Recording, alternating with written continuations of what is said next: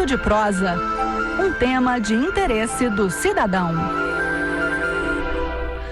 Gente, depois de tanta aglomeração no carnaval, podem ter restado alguns sinais no corpo, além das lembranças dos dias de animação.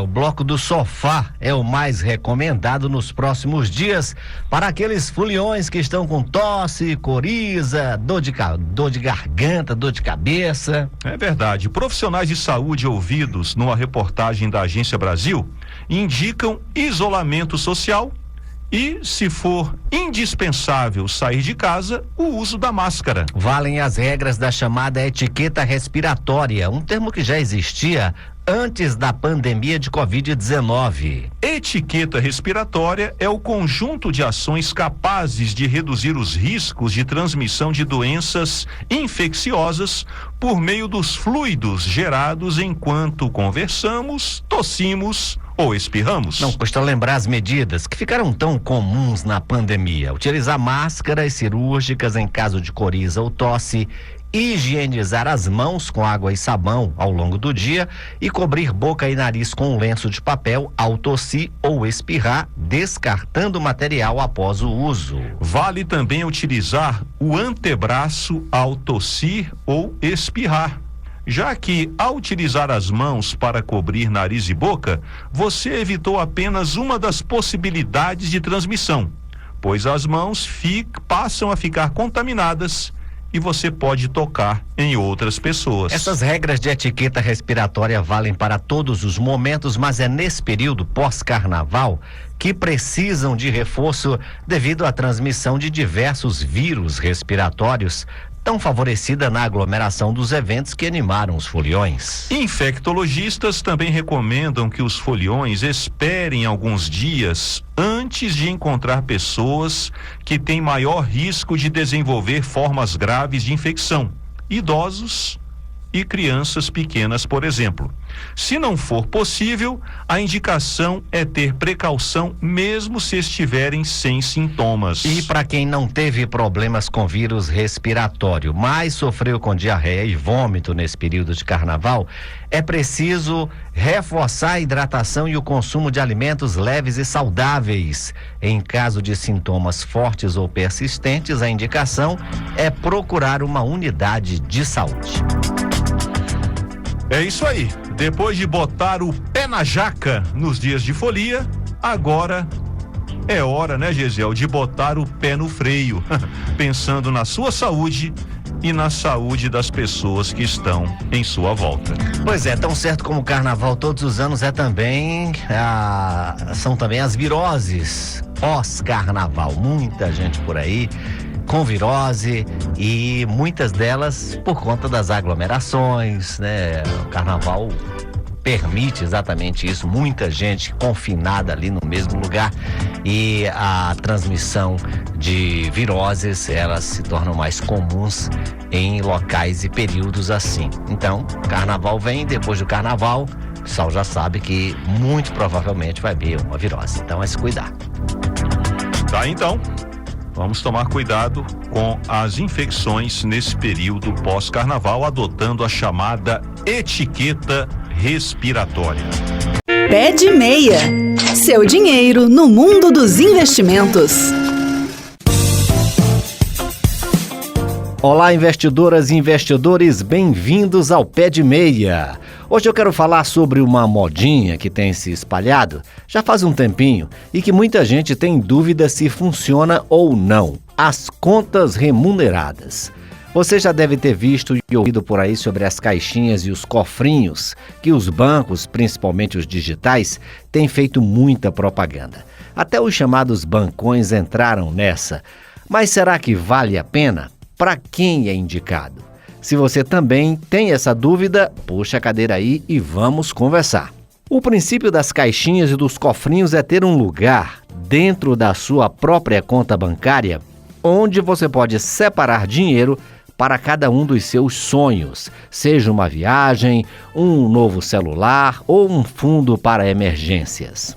As caixinhas funcionam exatamente assim. permitem que você organize o seu dinheiro de forma estratégica com algumas opções que oferecem até rendimento e liquidez diários. Uma das vantagens é que com poucos cliques você define metas, automatiza depósitos e evita que o seu dinheiro desapareça nos gastos do dia a dia. E como é que funcionam essas caixinhas? Bom, os bancos, na tentativa de facilitar a experiência dos clientes, têm criado essas ferramentas para a organização financeira, para a poupança e também para investimentos. A ideia é permitir a você, usuário, guardar dinheiro de forma fácil, organizada e de acordo com os seus objetivos. Esses cofrinhos eles podem ser personalizados com nome, com capa, com cores e têm a função de programar metas, simular quanto se precisa para atingi-las e também agendar transferências da conta para a caixinha em um dia escolhido no mês. Alguns bancos até oferecem um cartão atrelado a determinada caixinha, a fim de que você consiga controlar bem os seus gastos mensais. Vamos falar sobre resgate e rentabilidade?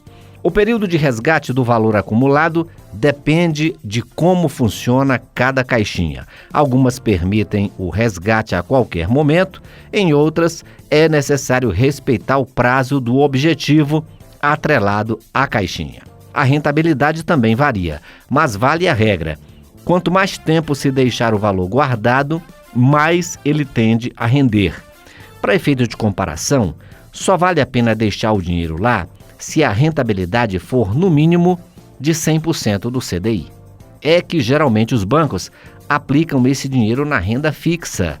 Algumas instituições até permitem selecionar o ativo em que o valor da caixinha será investido de acordo com o prazo do objetivo e também do perfil do cliente. Mas vale a regra, tem que render pelo menos 100% do CDI. E se você tiver a opção de fazer o resgate a qualquer dia do mês, melhor ainda. Impostos e garantias. Vamos falar então sobre impostos e garantias. A depender de onde o banco vai investir o dinheiro do cofrinho, a cobrança de imposto de renda seguindo a tabela regressiva, aquela da alíquota de 22,5% sobre o rendimento para resgates feitos em até 180 dias. Quanto mais tempo o dinheiro fica investido, menor é essa alíquota, até alcançar os 15% de imposto de renda para resgates feitos acima de 720 dias. E a pergunta final é: será que é para mim? Olha, se você já tentou guardar dinheiro e, sem perceber, acabou gastando antes de atingir o seu objetivo, essa ferramenta pode ser a solução perfeita. Além de ajudar na disciplina financeira, algumas caixinhas oferecem rendimento automático, fazendo o seu dinheiro trabalhar para você sem esforço. É uma forma prática e inteligente de separar o que é para o futuro do que é para os gastos imediatos, garantindo que você alcance os seus objetivos mais rápido. O que eu gosto nessa ferramenta é a simplicidade. A simplicidade no acompanhamento, é fácil de poupar, é fácil de resgatar e quando você dá o nome ao seu cofrinho, nomeando o seu sonho, como eu gosto de dizer aqui, fica mais claro visualizar quanto se precisa poupar para cada um dos objetivos.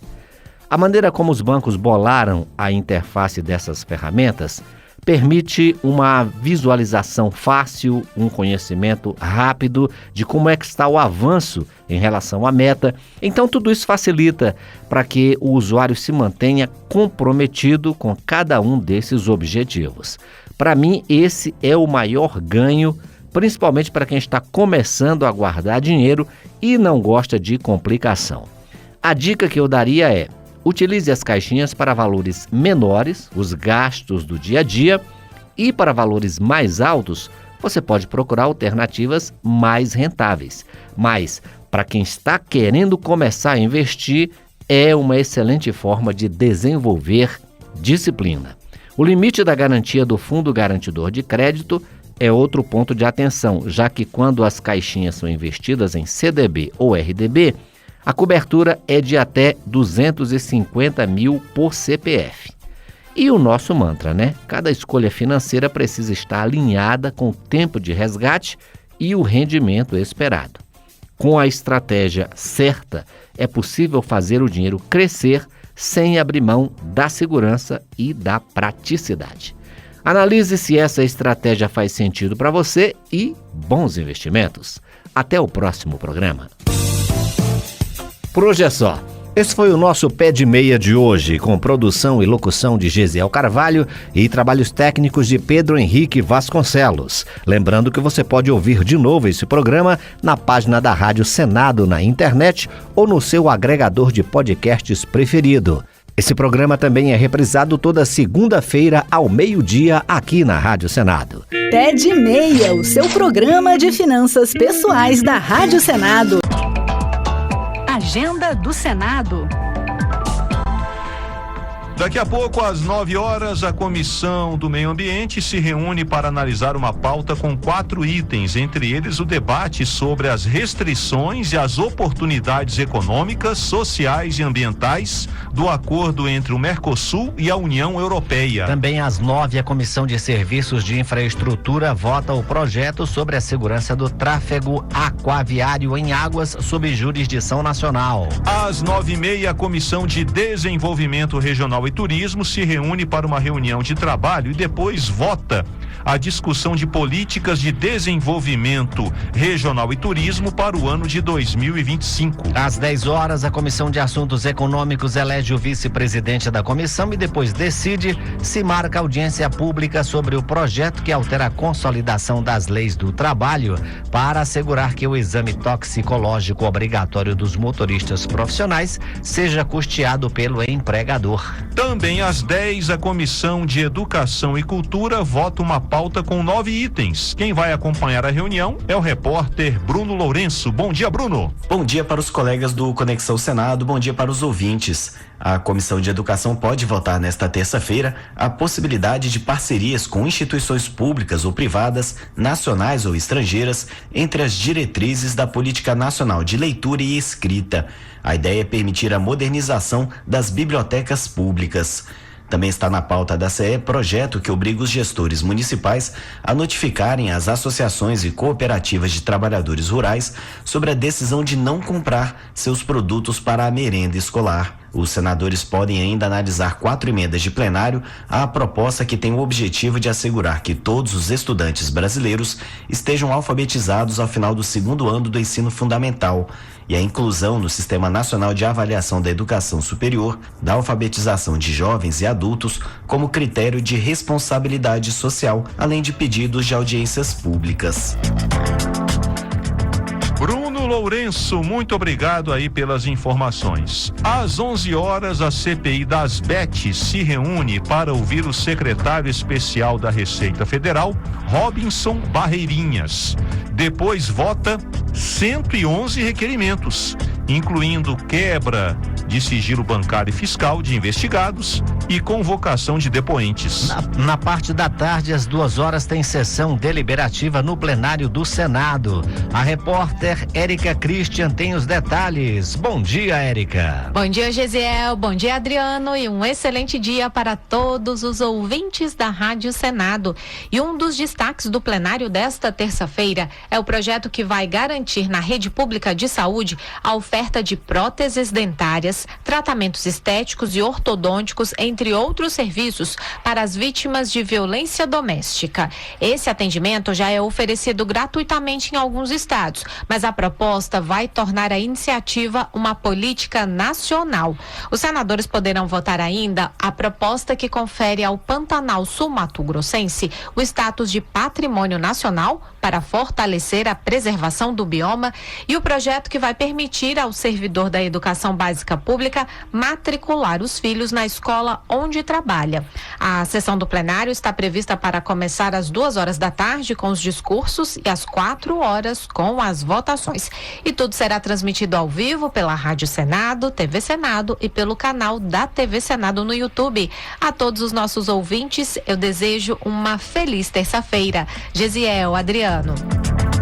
Érica, muito obrigado aí pelas informações com aí a agenda do plenário para hoje. Fechando a agenda, às 2:30 da tarde, o Grupo Parlamentar Brasil-Ucrânia promove uma audiência pública com o embaixador do Brasil na Ucrânia e um embaixador da Ucrânia no Brasil. E para acompanhar os trabalhos legislativos é só continuar aqui na Rádio Senado ou nos serviços de comunicação do Senado Federal, pelo youtube.com/TV Senado, pela TV Senado, pelo senado.leg.br/atividade, ou você pode também baixar o aplicativo Senado Digital. Tá aí então a agenda do Senado Federal para essa terça-feira, 11 de março. Há exatos 5 anos, em 11 de março de 2020, o diretor-geral da Organização Mundial da Saúde, Tedros Adhanom, fez um anúncio que deixou a humanidade em alerta. WHO has been assessing this outbreak around the clock, and we're deeply concerned both by the alarming levels of spread and severity and by the alarming levels of inaction. We have therefore made the assessment that COVID-19 can be characterized as a pandemic. Disse Tedros Adhanom, traduzindo aqui para você. A OMS está avaliando esse surto 24 horas por dia e nós estamos muito preocupados com os níveis alarmantes de disseminação e gravidade e com a alarmante falta de ação. Portanto, avaliamos que a Covid-19 pode ser caracterizada como uma pandemia. 5 anos depois do anúncio da OMS que estávamos sob a pandemia de Covid-19, o Brasil conta mais de 715 mil mortos por Covid. O período mais dramático da pandemia, né, Gesiel, foi em abril de 2021, quando mais de 4 mil mortes por Covid eram contabilizadas em nosso país num único dia. Parece mentira, né? 4 mil mortes por dia. É verdade. E é verdade também que a pandemia ficou para trás, mas o coronavírus continua fazendo vítimas. Só em 2025 já foram notificados cerca de 100 mil casos, com aproximadamente 500 mortes. Por isso, como você ouviu no Dedo de Prosa, vale manter alguns hábitos que adquirimos na pandemia. Se temos sintomas semelhantes a de uma gripe, devemos ficar em casa ou usar uma máscara para proteger quem está à nossa volta. Também durante a pandemia vimos a importância de higienizar as mãos. Com ou sem pandemia, é um hábito que vale a pena manter, porque pode nos proteger não só da Covid, mas de outras doenças. Assim, perguntamos a você, 5 anos depois, você ainda higieniza as mãos, por exemplo, com álcool em gel? O que dizer da máscara de proteção? Você usa ela quando tem sintomas que podem ser de uma gripe ou até de Covid? Olha, manda mensagem aqui para o nosso WhatsApp 619-8611-9591. Mas eu já vou dizendo que a pessoa que não abandonou o hábito do álcool gel foi o Adriano Faria. Ele ainda hoje usa um colazinho com aqui, ó, o álcool gel. Aí, tá vendo? Aqui, ó. Tá aqui. Inclusive, vou aproveitar, vou aqui higienizar minha mão. Bota aqui um pouquinho também. Gel, pronto. Obrigado. Aqui. Cara, pronto, é incrível. bom. Ainda hoje, Adriano usa esse colazinho com álcool gel. É uma boa. É a única pessoa que eu conheço que manteve, assim, religiosamente essa questão do Covid. Parabéns, Adriano. Você é um exemplo. Muito obrigado. Então, além da minha camisa aqui de gerente de lanchonete, eu tô aqui com o meu álcool em gel. Vidrinho aqui de álcool em gel. Olha aí. Vai comigo para todo lugar. Realmente, Gesiel, é uma coisa que a gente não pode, claro, encarar a pandemia como algo positivo, né? Porque a pandemia foi algo terrível. Muita gente perdeu a vida. Até hoje nós sentimos as consequências disso. Mas se tem alguma coisa que dá boa, que dá para tirar da pandemia, é alertar pra gente de hábitos que, com ou sem pandemia, a gente pode manter. Uma coisa que é muito comum nos países orientais, por exemplo, Coreia do Sul, Japão, é que a pessoa está com sintomas parecidos com de uma gripe. Ela está, como você disse, dor de garganta, tosse, coriza. perfeitamente da etiqueta respiratória. A pessoa, se tiver que sair de casa, tem que usar máscara. Tem que usar máscara. Vai pegar um ônibus, vai pegar um metrô, vai estar no carro com outras pessoas, vai participar de uma reunião no trabalho, tem que usar máscara se ela tiver com sintomas, porque a gente viu na pandemia aqueles gráficos, né? A contaminação ocorre quando você conversa com a pessoa. E se tem um país para quem a rotina não mudou com relação a isso durante a pandemia, foi o Japão, porque os japoneses já fazem isso de uma forma natural. Natural. Ninguém fica escandalizado, ninguém fica reparando, eita, ele tá de máscara. Não. É perfeitamente normal. Entrevista. Presente em alguns filmes e desenhos animados, como os Jetsons, o carro voador deve ganhar nossas ruas, ou melhor, nossos céus, em breve. Carro voador não é o nome mais apropriado. No meio especializado, ele é chamado de eVTOL, a sigla em inglês para Aeronave de Propulsão Elétrica e Decolagem e Pouso Vertical. Diante da realidade do desenvolvimento rápido da tecnologia para esses veículos, podemos dizer que em pouco tempo eles estejam circulando nas cidades. Mas será que estamos preparados para essa novidade? Esse é o assunto de um estudo publicado recentemente pela Consultoria Legislativa do Senado. Mobilidade Aérea Avançada: Perspectivas, Desafios e o Papel do Estado. Convidamos o autor do estudo, Diego Benedetti, consultor legislativo do Senado, do Núcleo de Economia, área de transportes. O Diego está aqui com a gente no estúdio. Diego, bom dia para você. Bom dia, Adriano, obrigado. Diego, a gente, claro, fica vendo ali a imagem, né, do desenho animado, Jetsons, né, aqueles carros voadores, né? Não sei se você curtia quando era criança o Jetsons. Claro.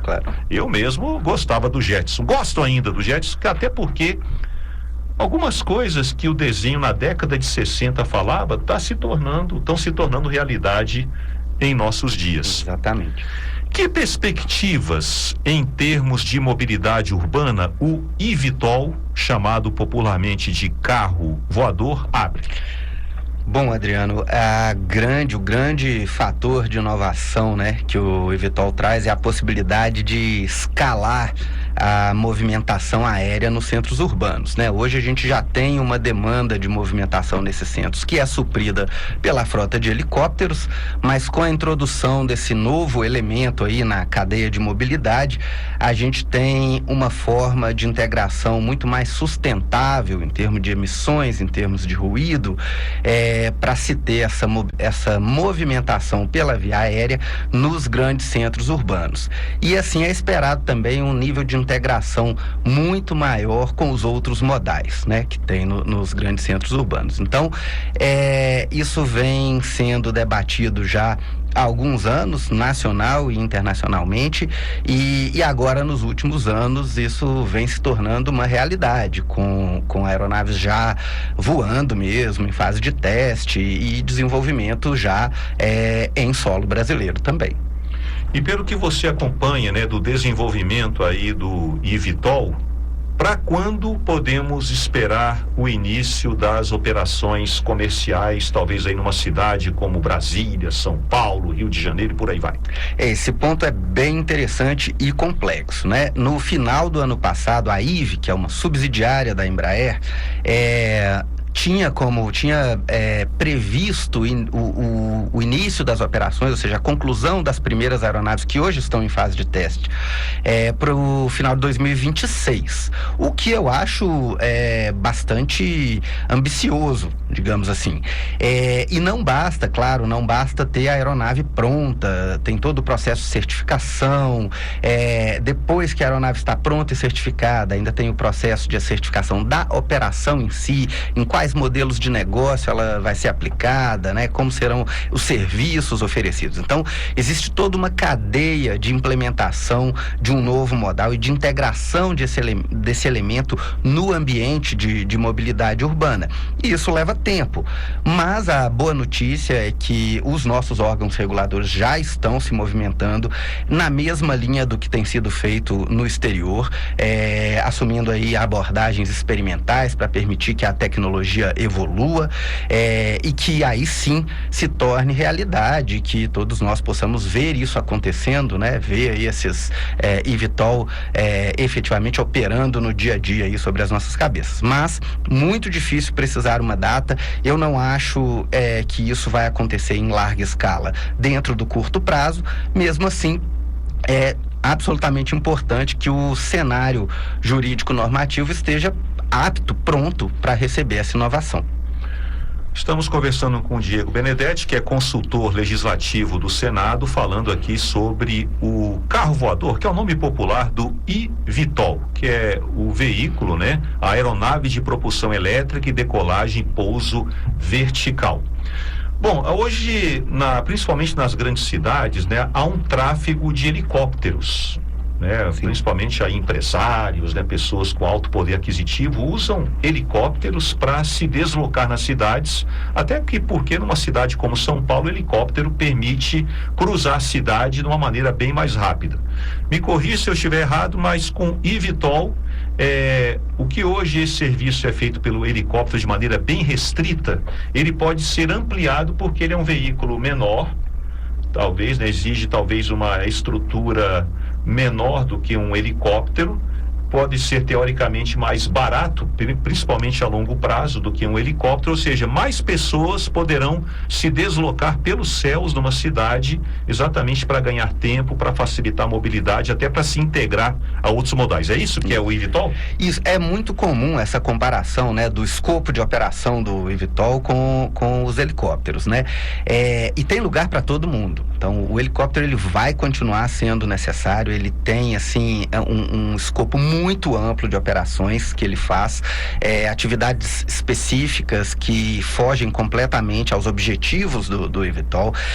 E existe, sim, claro, uma zona de interseção onde você pode executar uma operação com o helicóptero ou com o eVTOL, mas o eVTOL ele traz características que são muito convidativas para essa ação disruptiva de incluir realmente um elemento aéreo, né? Um elemento que opera por via aérea na cadeia de mobilidade urbana. Por quê? Porque o impacto dele, principalmente nas questões de sustentabilidade, é potencialmente bem menor. E como você disse, assim, no longo prazo, espera-se que isso se torne realmente uma solução do dia a dia, que é claro, limitada à acessibilidade, né? A gente sabe que o custo desse tipo de transporte, ele é mais elevado mesmo, né? Mas ainda assim, a ideia é que isso aconteça numa escala maior do que a que acontece hoje e com um impacto bem menor para todo o sistema urbano. Ou seja, seria uma espécie aí, já estou pensando aqui para frente, uma espécie de Uber, né, dos ares, né? Exatamente para as pessoas se deslocarem. Mas é claro, né, Diego, que isso vai trazer desafios para a segurança operacional. Fico pensando numa cidade como São Paulo, que tem um aeroporto dentro da cidade, o aeroporto de Congonhas, como vai ser complexo gerenciar isso. Infraestrutura das cidades, que vai ter que ter, né, um ponto para você pegar o eVTOL e descer do eVTOL, e na própria normatização desse modal, porque eu como leigo, mas eu acho que a legislação nossa está muito, não abrange, não abarca essa tecnologia, esse modal como deveria. E aí, que desafios tudo isso impõe? Olha, em termos de segurança operacional, claro, né? O fator inicial que já é óbvio, assim, para essa questão é a própria experiência, né? As aeronaves, elas adquirem confiabilidade dos seus sistemas e das operações na medida em que aquilo é testado e operado, e por isso que é tão importante a abordagem experimental, a abordagem progressiva, para permitir que tudo isso seja testado e que que requisitos de segurança sejam desenvolvidos de forma completa e suficiente, né? Então, é um equilíbrio muito complexo entre permitir que aconteça para que haja evolução e determinar os requisitos certos para que essa evolução ocorra de forma segura. Então, existe toda uma filosofia de evolução desses requisitos e desses limites operacionais, e hoje a gente tem os órgãos reguladores no Brasil e no mundo trabalhando junto com os agentes de mercado para permitir essa evolução. Na questão de infraestrutura também, apesar que pode-se argumentar que a estrutura existente para os helicópteros atende em certa medida a operação do eVTOL, mas quando a gente fala de uma inserção em escala no sistema de mobilidade urbana dessas aeronaves, aí a gente já tem sim que pensar em infraestrutura própria, com toda a facilidade necessária para carregamento da aeronave, para embarque e desembarque dos passageiros de uma forma mais integrada aos outros modais urbanos, né? E isso tudo traz sim uma complexidade maior, mas também abre portas para modelos de negócio que hoje não existem. E por fim, quanto à normatização, é exatamente o que você disse. Hoje a gente tem uma estrutura posta que vem da realidade previamente existente, né? E é assim mesmo que a normatização evolui. Ela tem mecanismos para permitir a evolução e ela tem toda uma filosofia de construção daquilo que deve ser definido como os requisitos para qualquer entrante que queira trabalhar, né, para explorar aquele mercado ali. Hoje, a ANAC já tem dado os primeiros passos na construção de todo esse arcabouço normativo, o DCEA também, que são os nossos reguladores aí da aviação civil, do controle e do espaço aéreo, na mesma linha do que tem sido feito fora do Brasil, o que é muito positivo. Acho que a gente está num bom caminho para que todos esses desafios aí que você citou, eles sejam mitigados, sejam ultrapassados no médio e longo prazo. E você falou nessa entrevista agora, né? Muito interessante essa entrevista que você está dando aqui para a gente na Rádio Senado, que já há previsão de em 2026, ou seja, ano que vem, né? Poder já em um começo, né? Um embrião aí de uma operação comercial de eVTOL no Brasil. Então eu imagino que a discussão de uma legislação federal que abarque, né, esse novo modal já deveria ter começado no Congresso. Estamos atrasados para discutir esse assunto ou o timing tá bom ainda? Adriano, na verdade já começou, sabe? No final do mês passado, iniciou a tramitação de um projeto de lei, projeto número 743 de 2025. Senado ou Câmara? Senado, que trata exatamente desse tema e que busca exatamente iniciar essa discussão do preparo, do ajuste do arcabouço jurídico normativo para que se possa ter a evolução dessa nova tecnologia da forma mais eficiente e mais segura possível. Isso está totalmente de acordo com o que a gente vem observando fora do Brasil, né? Em 2024 também, no ato de reautorização do Congresso americano, lá eles têm um processo onde periodicamente o Congresso estabelece as diretrizes para o órgão regulador deles, e eles colocaram toda uma sessão nesse ato dedicada à mobilidade aérea avançada. Você vê que existe uma preocupação, uma ênfase muito grande no desenvolvimento desse setor como um novo setor estratégico dentro do cenário de transporte e da aviação. Então, sim, é muito importante que o Brasil também, como país de tradição aeronáutica e de cultura aeronáutica, não fique atrás. E que todo o arcabouço jurídico normativo permita a evolução. Sempre, né, atentando para principal, eu diria a principal característica para a gente ter sucesso nessa construção, que é o equilíbrio entre o papel da lei e do regulamento, né? A gente tem hoje uma estrutura moderna em termos de entidades reguladoras e divisão de competências. Isso precisa ser respeitado e valorizado, porque é isso que forma a maturidade das instituições que vão poder gerar aí um mercado convidativo para a introdução aí, eficiente e segura desse novo modelo. Muito interessante. Conversei aqui com Diego Benedetti, que é consultor legislativo do Senado. da área de transportes no Núcleo de Economia, autor do estudo publicado recentemente pela consultoria Mobilidade Aérea Avançada, Perspectivas, Desafios e o Papel do Estado. Se você quiser acessar esse estudo, você vai em senado.leg.br/estudos. senado.leg.br/estudos. Está lá o TD, né, o texto para discussão, 339.